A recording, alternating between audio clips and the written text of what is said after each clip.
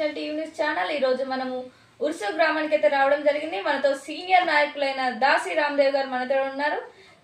నమస్తే సార్, బాగున్నారా? నమస్తే అమ్మా. ముఖ్యంగా ఇంటర్నేషనల్ టీవీ వారికి ధన్యవాదాలు తెలుపుతూ, కాంగ్రెస్ పార్టీ ఎలాంటి అభివృద్ధి కార్యక్రమాలు చేపట్టింది? ఈనాడు కాంగ్రెస్ తెలంగాణ రాష్ట్రంలో రాష్ట్ర అభివృద్ధికై మా ముఖ్యమంత్రి గారు యనమల రేవంత్ రెడ్డి గారి నాయకత్వంలో రాష్ట్ర మంత్రివర్గ సహచరులు అందరూ రాష్ట్రాన్ని అభివృద్ధికై చాలా కష్టపడుతున్నారు. ఈనాడు తెలంగాణ రాష్ట్రంలో యావత్ భారతదేశంలో చేయని పనులు ఏమైనా ఉన్నాయంటే ముఖ్యంగా సన్నబియ్య కార్యక్రమం దేశంలో చెప్పుకోదగ్గ విషయంగా ఉంది. ఈనాడు ప్రతిపక్షాలు ఎన్ని రకాల కాంగ్రెస్ పార్టీ నాయకులను ఇబ్బంది పెట్టినా వాటిని తట్టుకుంటూ ఈనాడు రాష్ట్ర మంత్రివర్గం అభివృద్ధి కార్యక్రమాల వైపు చూస్తుంది.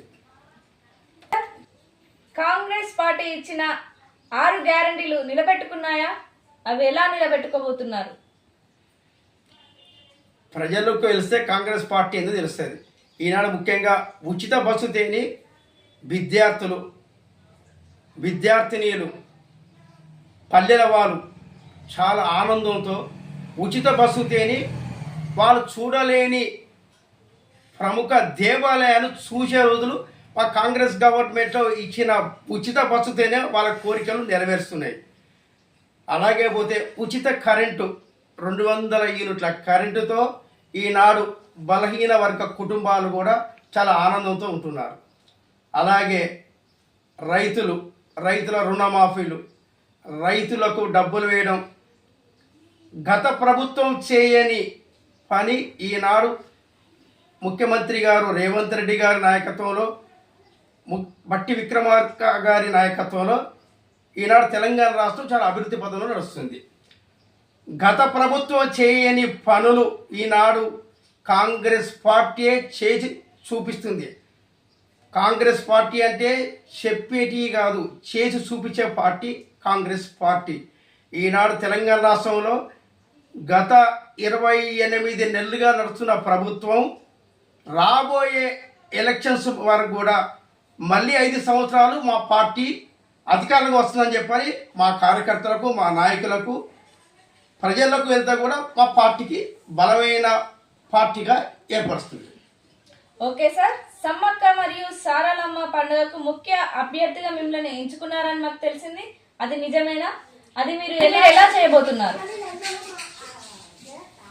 తెలంగాణ రాష్ట్రంలో వరంగల్ జిల్లాలో 3వ స్థానంగా నిలబడ్డది అమ్మవారిపేట సమ్మక్క సారలమ్మ జాతర.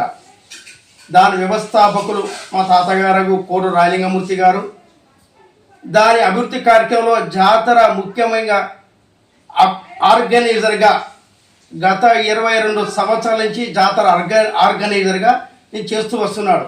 ముఖ్యంగా గత 2023 సంవత్సరంలో వర్ధనపేట ఎమ్మెల్యే గారు నాగరాజు గారు మరియు మా మంత్రివారగు కొండా సురేఖ గారు జాతరకు చాలా సహకరించినాడు. మేడారం సమ్మక్క సారలమ్మ జాతరలో తుపాకీతోని తల్లి గద్దె మీదకి వచ్చే కార్యక్రమం ఎమ్మెల్యే గారు నాగరాజు గారు మా అమ్మవారిపేట సమ్మక్క సారలమ్మ జాతరకు అదేవిధంగా తుపాకీతో పేల్చిన తర్వాత గద్దె మీదకి తల్లి రావడం జరుగుతున్నది. ఆనాడు 1978లో నిర్వహించిన జాతర. ఆనాడు 3 నుంచి 4 వేలు వచ్చే జనాభా.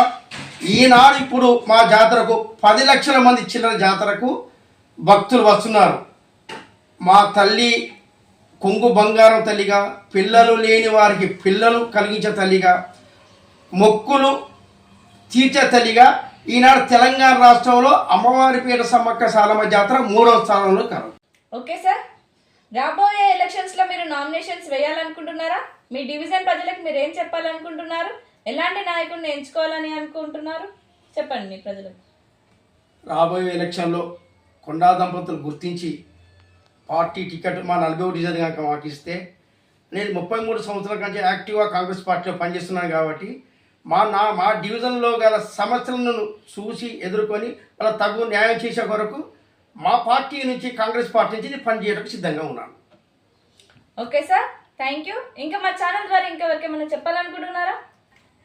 రాష్ట్ర తెలంగాణ ముఖ్యమంత్రులకు రేవంత్ రెడ్డి గారి నాయకత్వాన్ని బలపరుస్తూ తూర్పు నియోజకవర్గంలో ఉన్న శ్రీమతి కొండా సురేఖ గారు దేవాదాయ శాఖ మంత్రి గారి నాయకత్వంలో తూర్పు నియోజకవర్గంలో ఏ సమస్య లేకుండా కార్యకర్తలు బలంగా పనిచేస్తున్న వ్యక్తి ఎవరైనా ఉంటే మా జిల్లా ఆడబిడ్డకు కొండా సురేఖ మేడం గారు అని చెప్పి నేను తెలుపుతున్నాను.